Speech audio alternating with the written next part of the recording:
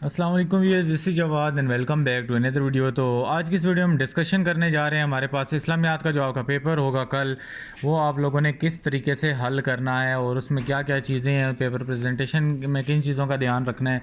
Channel पे नए हो तो सब्सक्राइब कर लो, वीडियो को लाइक शेयर कमेंट करो। चलो स्टार्ट करते हैं। अच्छा, कुछ बच्चे, मैंने कल उर्दू वाली प्रेजेंटेशन की वीडियो अपलोड की थी तो उसमें बोल रहे थे कि पेपर में जो टीचर्स हैं उनको अंदर कंटेंट देखना चाहिए और पेपर की प्रेजेंटेशन नहीं देखनी चाहिए, हमें फुल नंबर मिलने चाहिए। तो उसका मैं आप लोगों को बता देता हूँ और एक रियल लाइफ एग्जांपल से समझा देता हूँ कि एक चीज़ है आप लोगों ने लिखी है और उसका एग्ज़ामिनर को समझ नहीं आ रही, उसको मुश्किल हो रही है पढ़ने में, तो आप लोग किस चीज़ के फुल नंबर की बात करते हो, कौन से फुल नंबर डिज़र्व करते हो। ऐसा बिल्कुल भी नहीं होना चाहिए। जिस बच्चे ने इतनी मेहनत से प्रेजेंट करके साफ़ सुथरी चीज़ लिखी है तो उसके क्यों नहीं फुल नंबर बनने चाहिए। तो यहाँ पे जवाब हमारा सही होना चाहिए। जवाब जब पढ़ा ही नहीं जा रहा, कोई उसका सर पैर ही नहीं है, एक पैराग्राफ में जवाब लिखा है जबकि उसको साफ़ सुथरा तो पॉइंट्स में लिख सकते थे। तो ये चीज़ें सीख लो अभी। इसकी मिसाल यही है कि अगर आप किसी को एक गिफ्ट दे रहे हो, बर्थडे का या कुछ भी दे रहे हो, तो आप उसको क्या करते हो, प्रॉपर पैकिंग करके देते हो। क्यों देते हो? इसी तरह जाके हाथ में पकड़ा दिया करो ना, क्या फ़र्क पड़ता है? कुछ फ़र्क नहीं पड़ता ना। अगर आप किसी को कोई चीज़ देते हो, कोई कपड़े गिफ्ट करते हो, कोई घड़ी गिफ्ट करते हो, कुछ करते हो, उसका डब्बा आप देखते हो कि सबसे ज़्यादा खूबसूरत हो, उसके बाद उसके ऊपर पैकिंग करते हो, शीट्स लगाते हो, क्या क्या करके सजाते हो।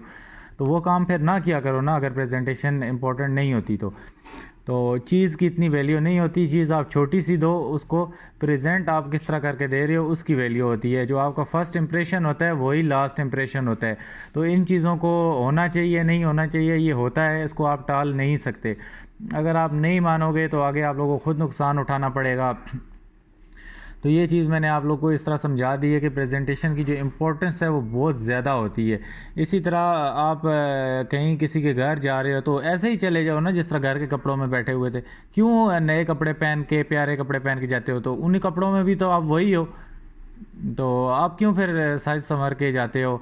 सुबह स्कूल जाते हो तो मुंह उठा के वही गंदे कपड़े अनप्रेस शर्ट में चले जाया करो ना, अगर प्रेजेंटेशन नहीं इम्पोर्टेंट तो ये चीज़ें वहाँ पे तो आप सारी जगह देखते हो, लेकिन पेपर में तो फिर आप लोग बोलते हो कि हमें फुल नंबर मिलने चाहिए। तो एग्ज़ामिनर को क्यों प्रेजेंटेशन अच्छी लगती है? हमें तो बस लिख के आते हैं, वो 4 पॉइंट हमने भी लिखे हैं, 4 दूसरे ने भी लिखे हैं, तो हम बराबर हो सकते हैं।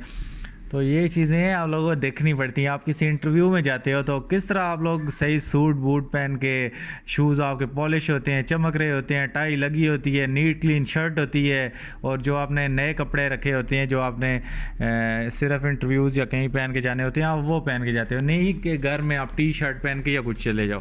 तो उम्मीद है इस चीज़ें समझ आ गई होंगी। तो ये उन बच्चों के लिए था जो इस तरह की बातें नीचे कर रहे थे। मेरा काम है आपको समझाना। पेपर पे जहाँ पे प्रेजेंटेशन नहीं होगी, तनकीद इसीलिए करूँगा कि वो बच्चा इसको ठीक कर ले। नहीं तो मुझे क्या भाई, जो मर्ज़ी करते रहो, मेरा किसी से क्या लेना देना है आप लोगों से। तो यही चीज़ें होती हैं इसमें। नेगेटिव इन चीज़ों को ना लिया करो। जिनका जहन नेगेटिव होता है वो डेफिनेटली इन चीज़ों को नेगेटिव ले लेते हैं। तो मैंने कोई ज़बरदस्ती तो नहीं की ना, वीडियो देखो जाके अपना काम करो। तो जो लोग देखते हैं उनको तो देखने दो, उनको क्यों नीचे गुमराह करते हो। तो ये प्रेजेंटेशन बहुत इंपॉर्टेंट होती है ज़िंदगी में। कहीं भी चले जाओगे, आप लोगों को अगर कोई चीज़ अच्छी तरह प्रेजेंट करनी आती है तो आप कामयाब हो। तो बाकी इतनी चीज़ें नहीं देखी जाती। काबिलियत आप में हज़ार चीज़ है, आपके अंदर बहुत काबिलियत है। किसी को क्या पता जब आपको प्रेजेंट नहीं करना आता। प्रेजेंटेशंस आप लोग आगे जब जाओगे यूनिवर्सिटी लेवल पे, आप लोगों को प्रेजेंटेशंस देनी आती होंगी। आता आपको सारा कुछ है, लेकिन जाके आपका वहाँ पे मुंह खुलता ही नहीं है, कॉन्फिडेंस से बोल नहीं सकते, आई कांटेक्ट मेंटेन नहीं कर सकते। तो भाड़ में गई ना फिर आप लोग की नॉलेज। तो नॉलेज तो दोनों बच्चों को आती है, एक को प्रेजेंट अच्छा करना आता है, उसको फुल नंबर मिल जाते हैं। ये चीज़ें समझ जाओगे वक्त के साथ साथ, तो इसीलिए अभी से समझ जाओ तो बहुत अच्छा हो जाएगा। अच्छा, यहाँ पे इस्लामियात के पेपर की हम बात कर रहे थे, तो इसमें प्रेजेंटेशन डेफिनेटली इंपॉर्टेंट है।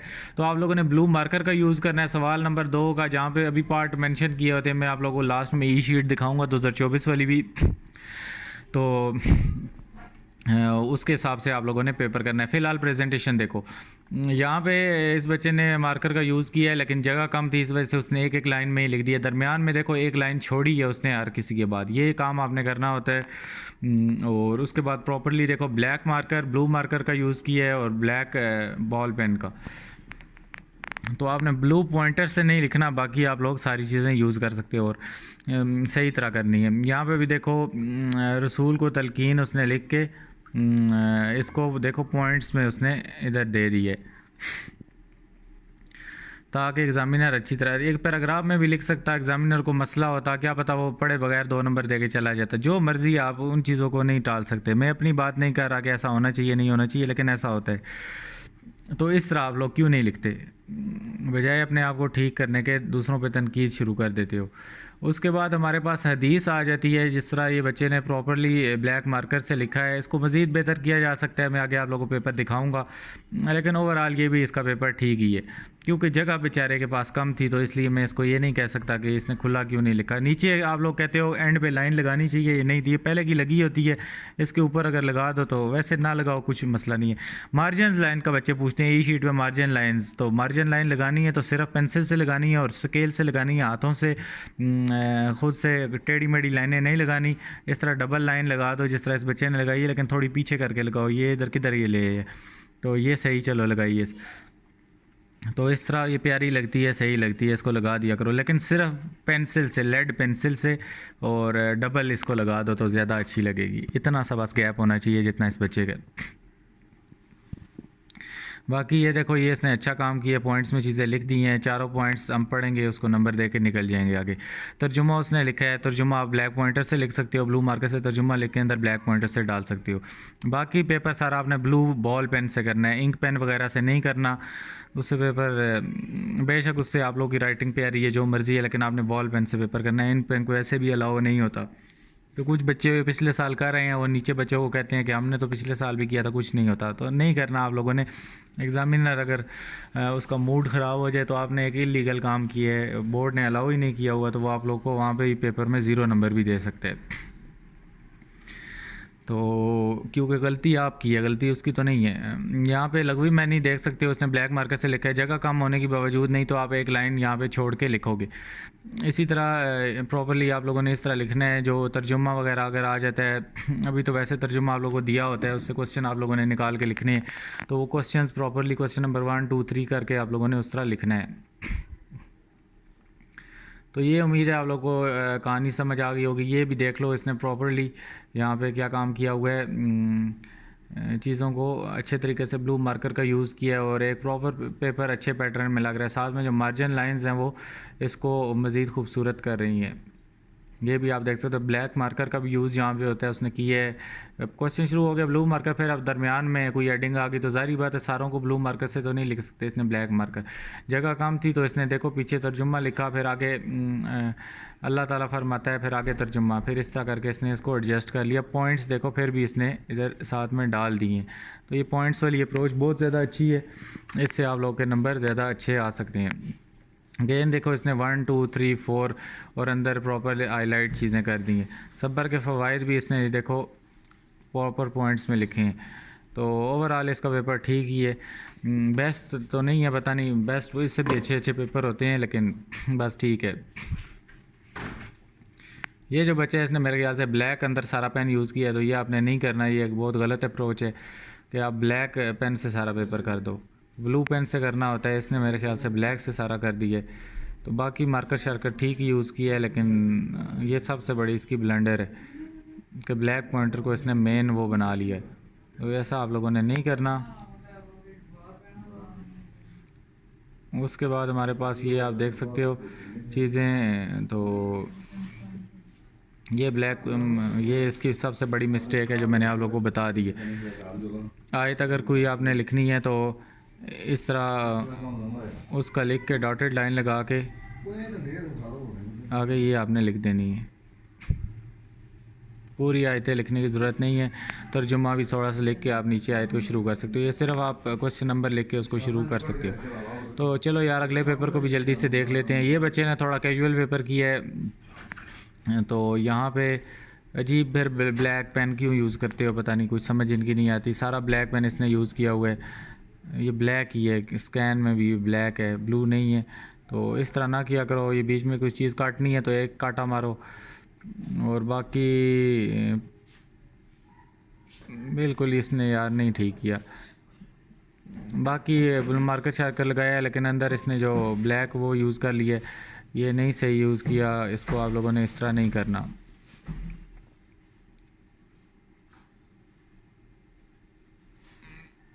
यहाँ पे ये देख लो, हमारे पास इस्लामियात और पाक स्टडी का भी आपका पेपर होगा, उसके लिए भी देख लो। जो 9-10 के दोनों के बच्चे हैं उनके लिए भी मैं ई शीट्स पे एक वीडियो लगा दूंगा, उसमें ये सारा कवर कर दूंगा।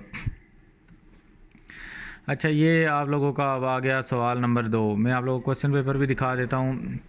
इधर सवाल नंबर 2 हम निकाल लेते हैं। तो देखो, इसके हमारे पास कितने पार्ट हैं जी, 5 हमने करने हैं और इसके 7 हमारे पास पार्ट हैं। 1 2 3 4 5 6 7 सवाल नंबर 2 के हिस्सा 2 में ही।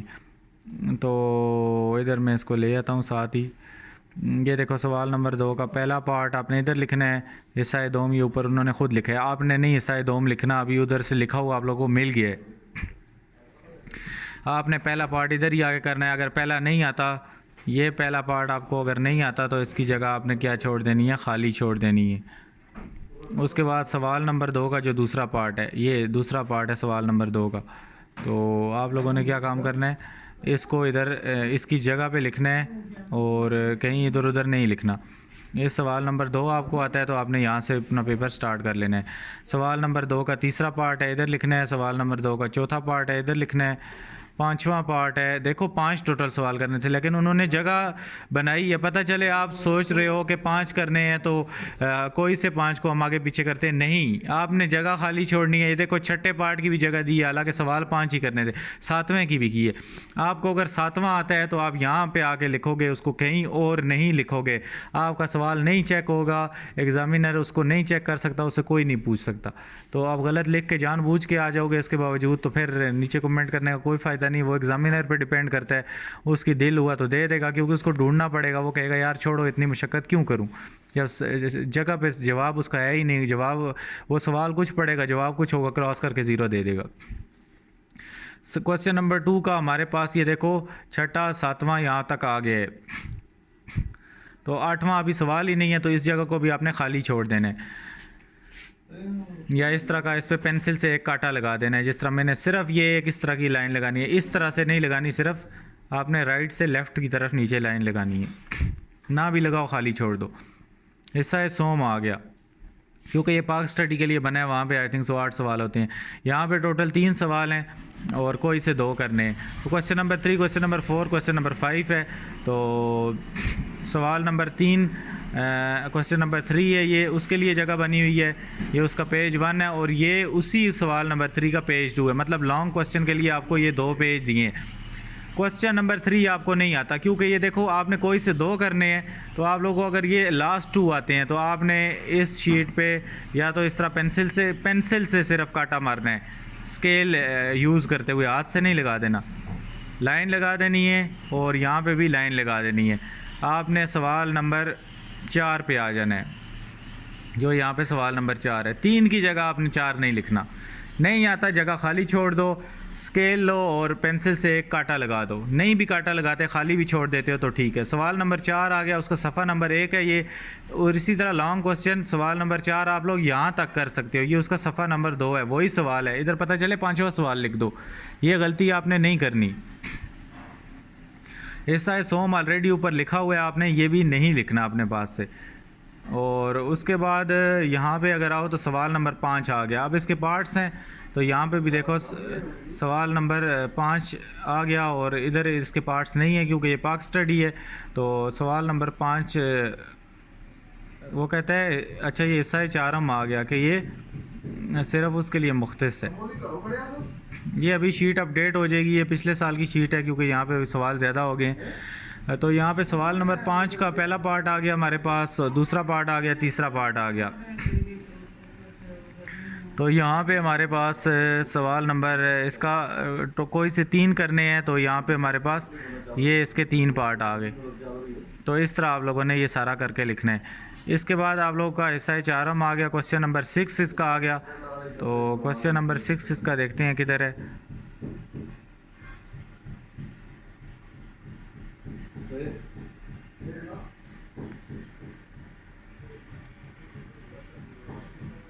यहाँ पे सवाल नंबर 7 आ गया। अच्छा, वो क्वेश्चन नंबर 6 वही ऊपर वाला ही था। तो ये आपने यहाँ पे इसको अटैम्प्ट करना है। क्वेश्चन नंबर 7 है, इसकी जगह ही नहीं है। अभी ये शीट अपडेट हो जाएगी क्योंकि इस बार पहली बार ये पेपर हो रहा है। तो क्वेश्चन नंबर ये भी वो ऐड कर देंगे। आपने पहले शीट को थॉरली देख लेना है कि कहीं पुरानी शीट तो नहीं है, तो फिर एग्ज़ामिनर से पूछ लेना है कि सर अभी हम क्या करें, लेकिन वो आप लोगों को नई शीट ही देंगे। तो उम्मीद है ये सारी कन्फ्यूजन क्लियर होगी और पेपर सही तरीके से अटैम्प्ट करके आना है। 50 आउट ऑफ 50 मार्क्स आपने सिक्योर करने हैं। मिलता हूँ किसी और वीडियो में। अपना बहुत सा ख्याल रखना। अल्लाह हाफ़िज़, टेक केयर।